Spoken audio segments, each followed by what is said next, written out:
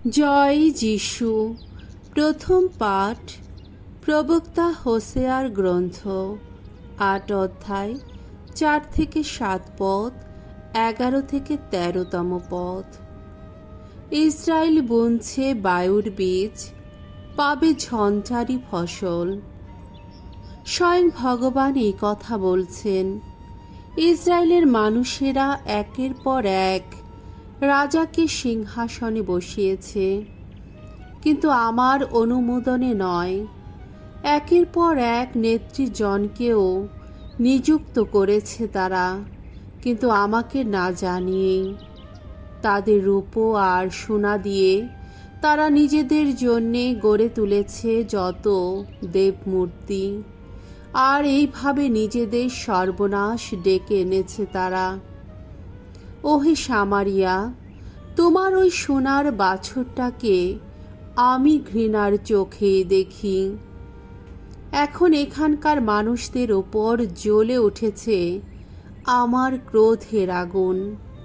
আর কতদিন শুচিশুদ্ধ হতে তারা অমন অক্ষম থাকবে? ওই যে বাছুরটা, ওটা তো ইসরায়েলের মানুষেরই গড়া। ওটা তো কোনো কারিগরের হাতের কাজ মাত্র, ঈশ্বর তো নয়।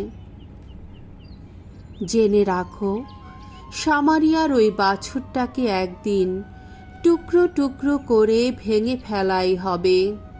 ওরা তো বুনছে বায়ুর বীজ, পাবে ঝঞ্ঝারি ফসল। ওরা যেন তেমনই শস্যের গাছ, যার থাকে না কোনো শীষ, তাই তা থেকে ময়দাও পাওয়া যাবে না। যদি বা কখনো পাওয়া যায়, বিদেশির দল তা গ্রাস করে নেবে। অসংখ্য পূজা বেদি গড়ে তুলে এফ্রাইম তো পাপ করেছে। ওই সব পূজা বেদি হয়ে উঠেছে তার পাপেরই কারণ। ওদের কথা ভেবে আমি তো আমার বিধানে শত নির্দেশ লিখে রেখেছি।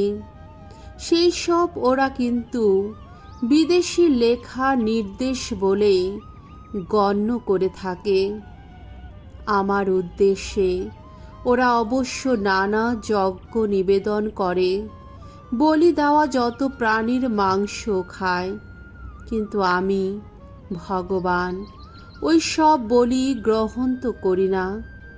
এবার আমি ওদের অপরাধের কথা ভেবে দেখব, আবার পাপের শাস্তি দেব ওদের।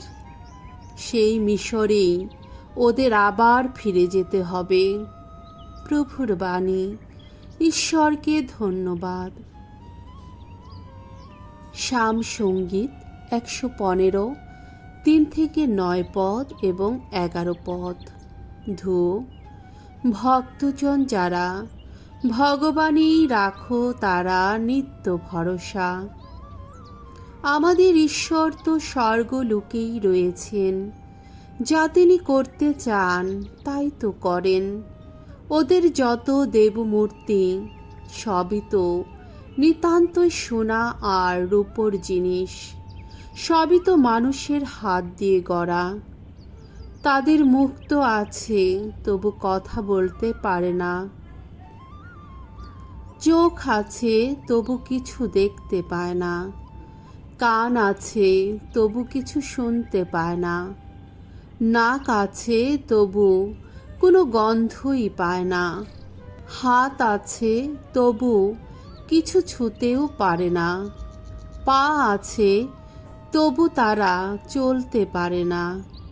ওই সব মূর্তির কারিগর যারা, ওই সব মূর্তির ওপর আস্থা রাখে যারা, তাদের দশা তো হবে ওই সব মূর্তিরই মতো। ওগো, তোমরা ইসরায়েলের মানুষ যারা, ভগবানই ভরসা রেখো তোমরা। তিনি আমাদের সহায়, আমাদের রক্ষাফলক। ভগবৎ ভীরু যারা, ভগবানই ভরসা রেখো তোমরা। তিনি আমাদের সহায়, আমাদের রক্ষাফলক। বাণী বন্দনা। জয় জয় প্রভুর জয়।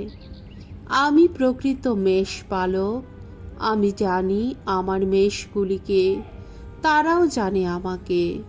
জয় জয় প্রভুর জয়। মঙ্গল সমাচার। মথি রচিত মঙ্গল সমাচার 9 অধ্যায় 32 থেকে 38তম পদ। ফসল তো প্রচুর, কিন্তু কাজ করার লোক অল্পই। যিশুর কাছে একদিন অপদূতে পাওয়া একজন বোবা মানুষকে আনা হলো। দেখা গেল সেই অপদূতটাকে তাড়ানো হলে বোবা লোকটির সঙ্গে সঙ্গেই কথা বলতে লাগলো। সেখানে ভিড় করা লোকেরা তাতে অবাক হয়ে গেল। তারা বলতে লাগলো, ইসরায়েল দেশে এমনটি আর কখনো দেখা যায়নি। কিন্তু ফরিসিরা বললেন, ও তো অপদূত রাজের শক্তিতেই অপদূত তাড়িয়ে বেড়াচ্ছে। এরপর যিশু প্রতিটি গ্রামে ও শহরে ঘুরে বেড়াতে লাগলেন। ইহুদিদের বিভিন্ন সমাজগৃহে উপদেশ দিতেন তিনি। ঐশ্ব রাজ্যের মঙ্গল বার্তা প্রচার করতেন এবং মানুষের যত রোগ, যত ব্যাধি সারিয়ে তুলতেন। একদিন লোকের ভিড় দেখে তাদের জন্যে তার কেমন দুঃখ হলো। ক্লিষ্ট অবসন্ন তারা, যেন পালকবিহীন মেষেরই মতো। তিনি তখন তার শিষ্যদের বললেন, ফসল তো প্রচুর, কিন্তু কাজ করার লোক অল্পই। তাই ফসলের মালিককে মিনতি জানাও, তিনি যেন তার শস্য খেতে কাজ করার লোক পাঠিয়ে দেন। প্রভুর মঙ্গলময় বাণী।